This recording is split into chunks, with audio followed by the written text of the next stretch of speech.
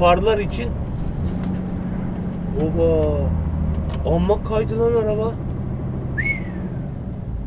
Ne vardı lan orada? Yeni videoya hoş geldiniz dostlar. 23 Ekim yaptık. Polonya'dayım. Saat Polonya saatiyle 8, Türkiye'de 9. 2 gündür iç nakliye ile uğraşıyorum.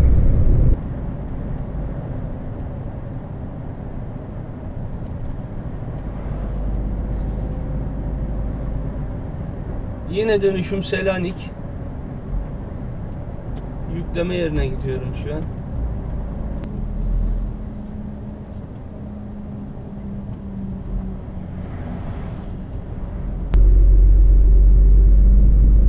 İç nakliyede kum yükledim. Bir okul inşaatına götürdüm. Aslında çekecektim orada video ama çok karmaşaydı. Çamur mamur. Biraz yanaç. Bütün babaları, çıtaları kaydır sök derken öyle bir şansım olmadı. Daha doğrusu hazırlığımı yapamadım. Kameraları söküp işte kafa aparatına falan takmam lazımdı ama öyle bir vaktim olmadı yükleme yerinde.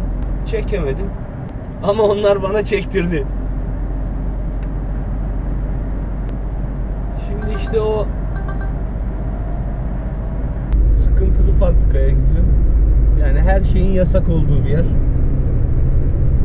Arabada duramıyorsun bile. 76 kilometre yolum var. Yani 9,5 civarı orada olurum muhtemelen.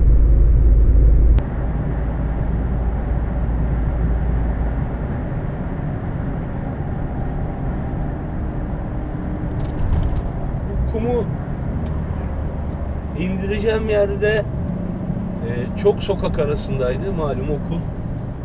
Onun için gelip seni alacaklar dedi patron. Abi 5 saat bekledim benzinlikte ya. Sonra keyifleri oldu. Geldiler aldılar beni. O önde ben arkada. Daracık mahallelerden geçtik.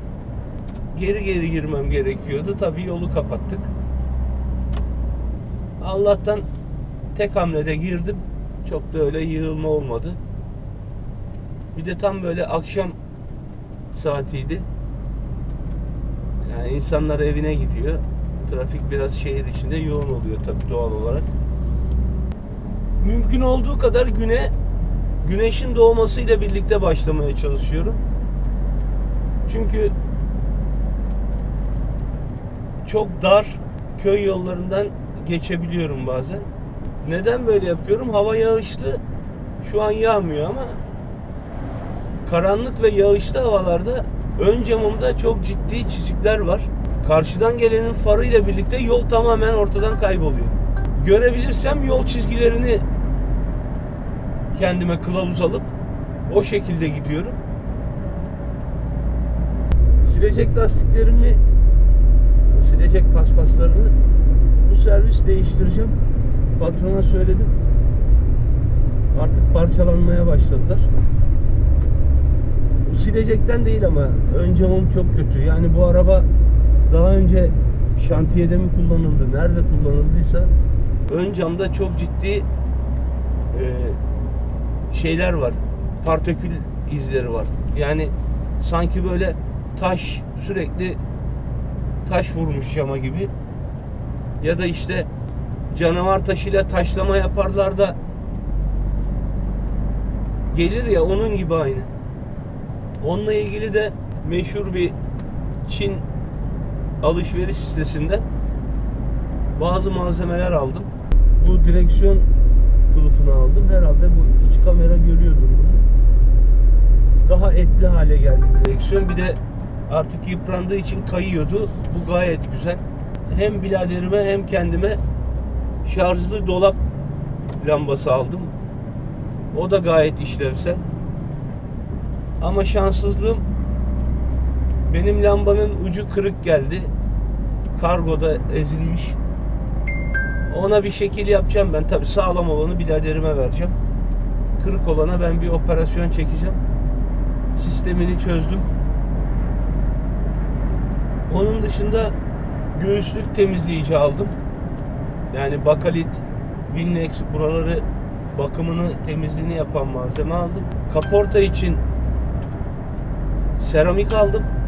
Bir de farlar için oba, amma kaydı lan araba. Ne vardı lan orada? Kameralar fark etti mi bilmiyorum ama ben bayağı fark ettim.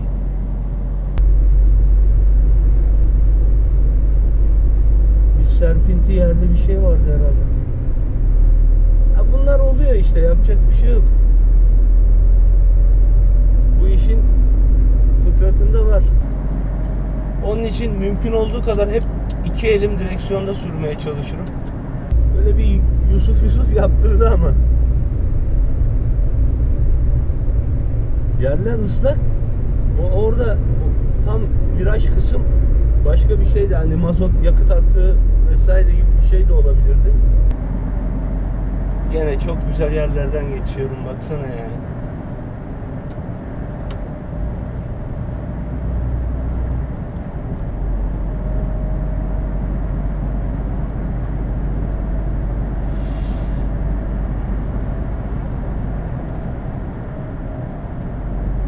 Böyle bir takım alışverişler yaptık.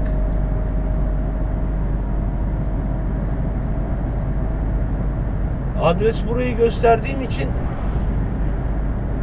Türkiye'dekinden çok farklı fiyatlar geliyor. İyi de oluyor. Bizde biliyorsunuz aldığınız ürün kadar neredeyse vergi çıkıyor. Buralar hep milli park sanırım. Almanya sınırının dibindeyim. Yükü boşalttığım yer orası. Yani Dresden'le Berlin hemen böyle aramızdan bir nehir geçiyor. O kadar yakınına geldim Alman sınırının. Bu servisim Alman sınırına en yakın olduğum, Polonya'nın en uç noktalarına, batısına kadar gittim.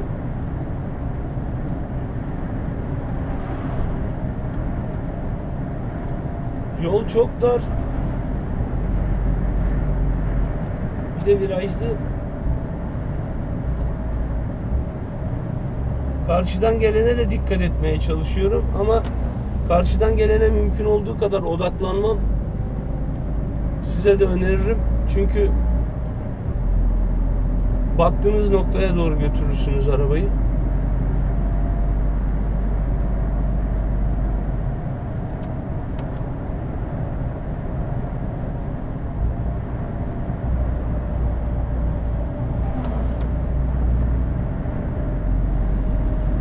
...14 kilometre böyle devam edeceğiz. 3.9 köprü.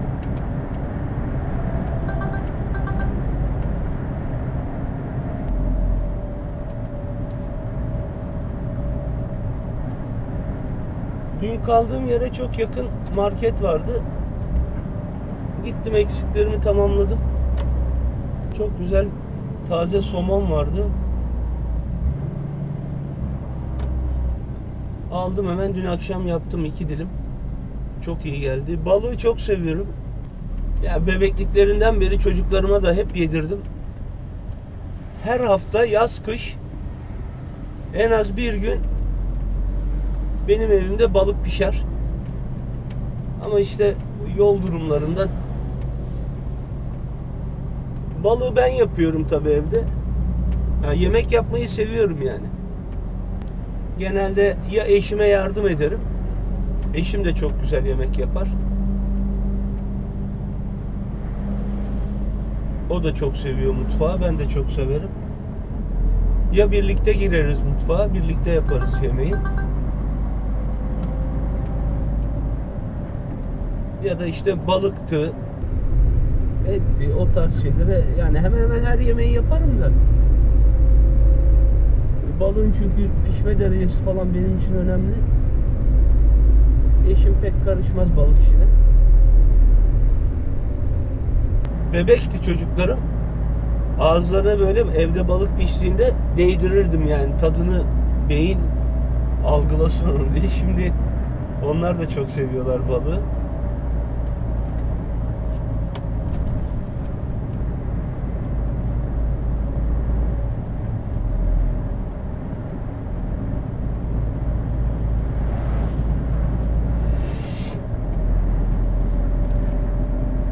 Buralardan tabii ilk defa geçiyorum yine. Almanya'da da biliyorsunuz çok ciddi ormanlar var. Burası da Almanya'ya çok yakın.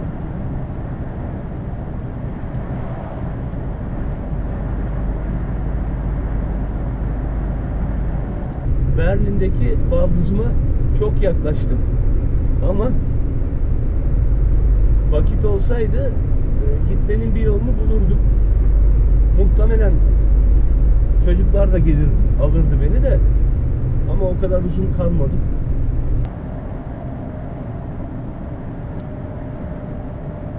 Yani öyle hafta sonuna falan denk gelseydi kesin gider ziyaret ederdim.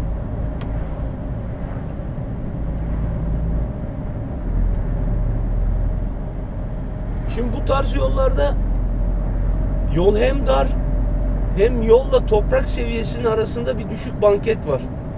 Ön kameradan fark edebiliyor musunuz bilmiyorum. Bu tarz yerlere tekerleği kaçırmaktan imtina etmem gerekiyor. Yani oraya tekerleği kaçırırsam çeker.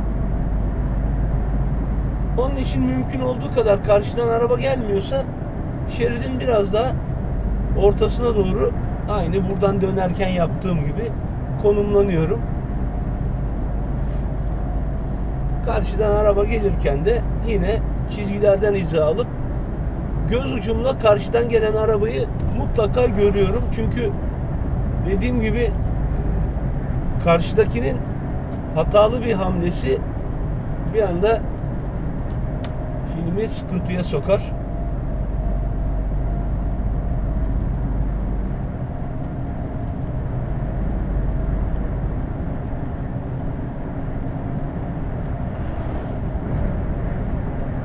Böyle şehir merkezlerinde daha önceki videolarda da söylemiştim. Bizdeki hız kesiciler değil, bu tarz şeridi böyle daraltan kavşak gibi ortada yerler var. Bizde bu iş tutmaz, çünkü bizde Allah ne verdiyse gaz bastığı için insanlar o ortadaki engeli parçalarlar, kendilerini de parçalarlar. Ama şimdi bu yeni yasalarla biraz zor görünüyor iş. Okul, hastane önleri 30, meskun mahaller 40-50. Hala öyle gaz basacak baba yiğitler varsa ehliyetleri vermeye hazır olacaklar.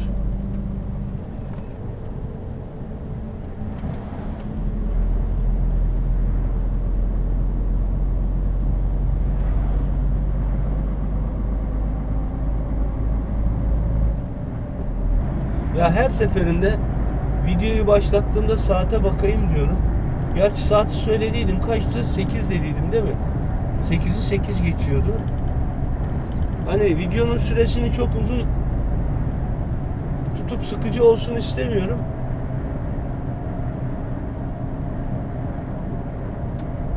Gerçi sıkılan zaten ileri alır da, ya da izlemiyor zaten, ne yapayım. Çok yakındı acı. Çok yakındı.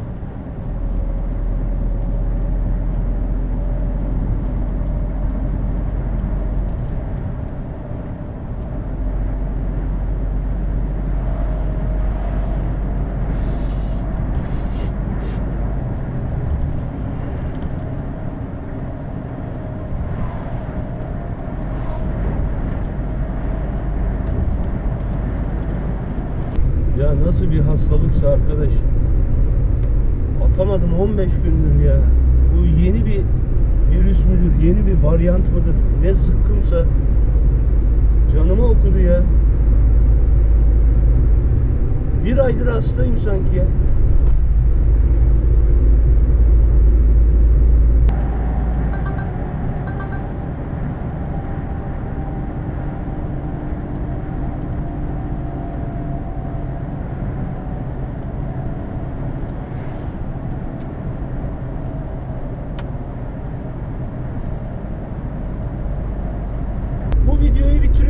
dostlar. Buraya kadar izlediyseniz videomuzu bir beğeninizi alırım. Sonraki videolarda görüşmek üzere. Kendinize çok iyi bakın. Arrivederci.